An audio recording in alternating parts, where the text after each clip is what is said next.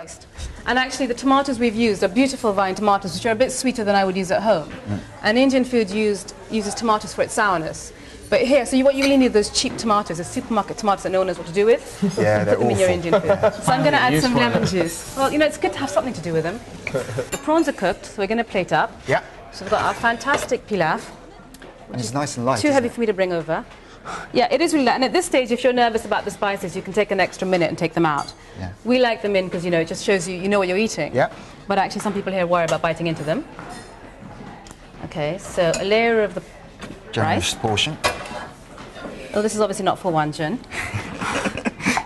Okay, over goes your prawn and all the gravy. Yeah. So all of that. This is Smells really fantastic. untidy. And when I say our food is not tidy, it's really not this untidy either. But it's all about the flavour, isn't it? It is, it is. So I want to have a nice kind of layer. And then to finish off with my rice.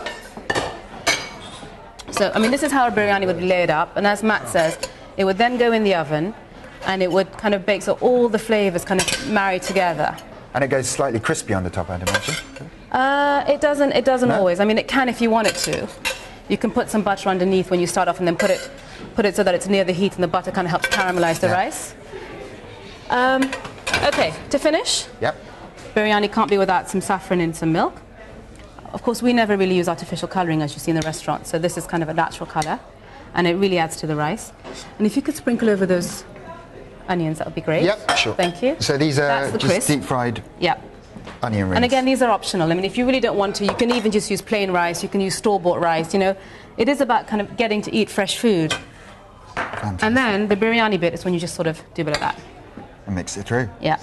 So what's the dish? So this, Jun, is my fantastic prawn biryani. To make Anjum's impressive prawn biryani, you need to buy raw prawns from the fishmonger and onions, garlic, ginger, tomatoes and bay leaves from the greengrocer. You also need cumin and coriander seeds, black peppercorns, cinnamon, cloves, dried chilies, green and black cardamom pods, turmeric, saffron and cream coconut. Make sure you have plenty of basmati rice in the store cupboard and that your fridge is well stocked with milk.